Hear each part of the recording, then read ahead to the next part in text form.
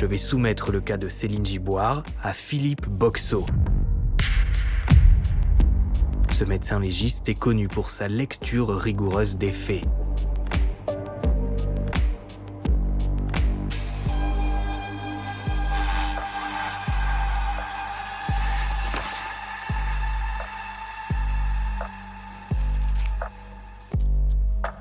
Ah voilà, fracture du coude et du poignet gauche.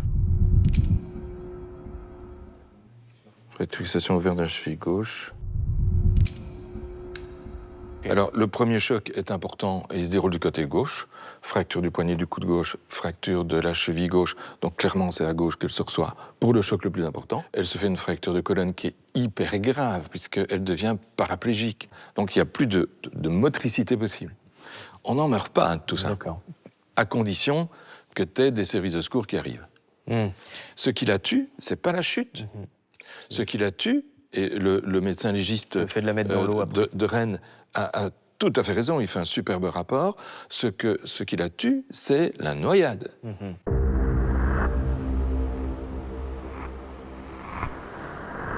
Et on sait également qu'elle a une blessure anale, ils appellent ça, et on nous explique qu'elle n'a pas été violée, que lorsqu'elle tombe sur les rochers, cette blessure se fait. La béance anale, c'est un truc que l'on voit régulièrement chez les morts. En post-mortem, ça arrive, ça arrive. Mais par contre, le rapport est très très clair, et je te fais d'accord avec. Il y a des zones de déchirure de la paroi musculaire. En clair, il y a eu une pénétration.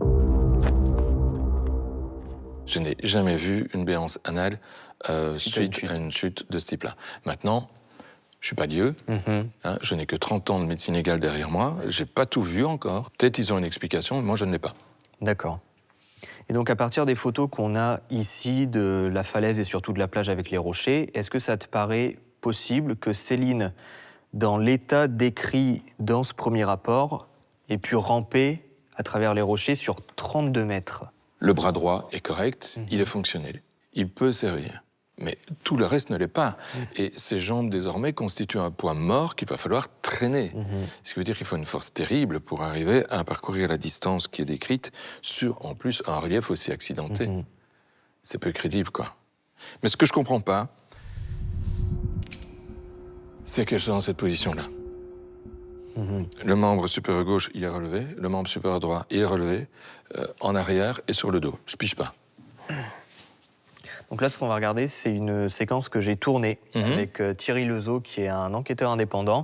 Et tu vas voir du coup à quoi ressemble vraiment la falaise, la plage, etc. Et tu pourras nous dire après ce que c'est possible que Céline ait rampé sur 32 mètres.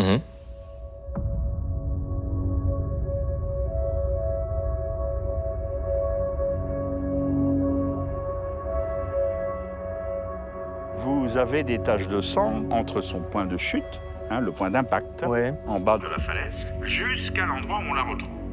Ça vous fait un cheminement, ça. Donc elle saute là et on la retrouve là. En fait, on retrouve les traces de sang sur les rochers. Et elle va jusqu'où? Elle va jusque là, ici. Non. Moi je croyais que c'était un sol beaucoup plus plat. Non, c'est pas possible. Quand tu vois les lieux, parce que quelqu'un qui est fracturé comme elle l'est, moi je savais pas que c'était aussi... Oui, justement, c'est pour ça que je voulais te montrer la vidéo.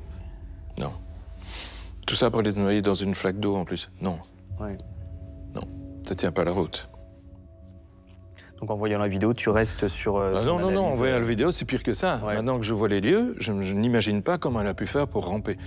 D'après la petite expérience que j'ai, moi j'ai jamais vu ça, j'ai jamais connu ça, et j'imagine pas comment on peut le faire. Et puis, ce qui m'ennuie, je continue à le dire, qu'est-ce qu'elle fout sur le dos?